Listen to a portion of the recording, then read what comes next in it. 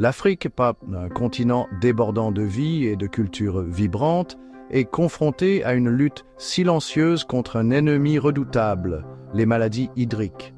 Ces maladies, propagées par l'eau contaminée, représentent une menace importante pour la santé et le bien-être de millions de personnes à travers le continent. Imaginez une simple gorgée d'eau, source de vie, devenant un vecteur de maladies débilitantes. C'est la dure réalité pour de nombreuses communautés aux prises avec des sources d'eau insalubres. Les conséquences de ces maladies sont considérables, affectant non seulement la santé individuelle, mais aussi entravant le progrès économique et le développement sociétal. Des villes animées aux villages reculés, le manque d'accès à l'eau potable et à l'assainissement crée un terrain fertile pour ces maladies évitables. Comprendre la nature des maladies hydriques et leur impact profond est crucial dans notre effort collectif pour lutter contre ce défi urgent. La lutte contre les maladies hydriques est une lutte pour les droits humains fondamentaux, pour la dignité et pour un avenir plus sain et plus prospère pour tous les Africains. C'est une lutte qui exige notre attention, notre compassion et notre engagement indéfectible à trouver des solutions durables. Rejoignez-moi alors que nous explorons le cœur de ce problème en examinant les maladies spécifiques, leurs causes et la voie vers un avenir meilleur et plus sain pour l'Afrique. Les maladies hydriques englobent un éventail de maladies, chacune ayant ses propres caractéristiques et sa propre gravité. Ces maladies sont causées par une variété d'agents pathogènes, notamment des bactéries, des virus et des parasites qui se développent dans les sources d'eau contaminée. Éclairons certains des dangers hydriques les plus répandus qui sévissent en Afrique: le choléra, la typhoïde, l'hépatite A et d'autres. Le choléra, une infection bactérienne, se propage rapidement par l'eau et les aliments contaminés, entraînant une diarrhée sévère et une déshydratation. La typhoïde, un autre coupable bactérien, provoque une forte fièvre, des maux de tête et des douleurs abdominales, conduisant souvent à des complications potentiellement mortelles. L'hépatite A, une infection virale, attaque le foie et peut provoquer des symptômes débilitants tels que la jaunisse, la fatigue et la perte d'appétit.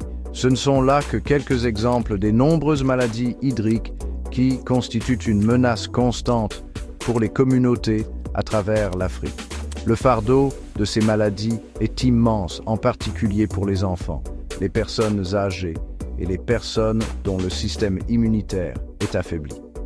Comprendre les caractéristiques spécifiques et les modes de transmission de ces maladies est essentiel pour développer des stratégies de prévention et de contrôle ciblé. La prolifération des maladies hydriques en Afrique découle d'une interaction complexe de facteurs, l'accès limité à l'eau potable et à l'assainissement étant les principaux coupables. Des millions de personnes à travers le continent n'ont pas accès à l'eau potable, ce qui les oblige à dépendre de sources non protégées comme les rivières, les étangs et les puits peu profonds. Ces sources sont facilement contaminées par les déchets humains et animaux, créant un terrain fertile pour les agents pathogènes hydriques. De mauvaises pratiques d'assainissement aggravent encore le problème. L'insuffisance de latrines ou leur absence totale conduit à la défécation à l'air libre, contaminant les sources d'eau et propageant les maladies. L'élimination inadéquate des déchets et le manque de systèmes de drainage contribuent également à la propagation des maladies hydriques. Le manque de connaissances sur les bonnes pratiques d'hygiène aggrave encore le problème. Sans de bonnes habitudes de lavage des mains, en particulier avant de manipuler des aliments et après avoir utilisé les toilettes, le cycle de transmission se poursuit. S'attaquer à cette crise multiforme nécessite une approche globale qui s'attaque aux causes profondes, en se concentrant sur l'amélioration de l'accès à l'eau potable, la promotion de l'assainissement et la promotion de l'éducation à l'hygiène. Les conséquences de l'inaction face à la crise des maladies hydriques sont désastreuses, s'étendant bien au-delà des impacts immédiats sur la santé. Ces maladies imposent un fardeau énorme au système de santé, en particulier dans les contextes aux ressources limitées. Les hôpitaux et les cliniques sont souvent mal équipés pour gérer l'afflux de patients, ce qui entraîne une surpopulation et des soins inadéquats. Au-delà du secteur de la santé, le coût économique est important. La perte de productivité due à la maladie et les coûts associés au traitement enfoncent les familles dans la pauvreté. Les enfants manquent l'école, ce qui entrave leur éducation et leurs perspectives d'avenir.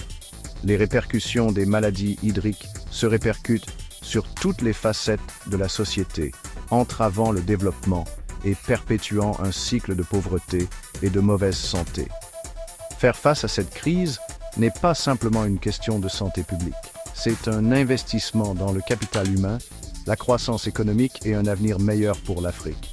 Nous devons agir de manière décisive et collective pour inverser la tendance contre ces maladies évitables et assurer un avenir plus sain et plus prospère pour tous.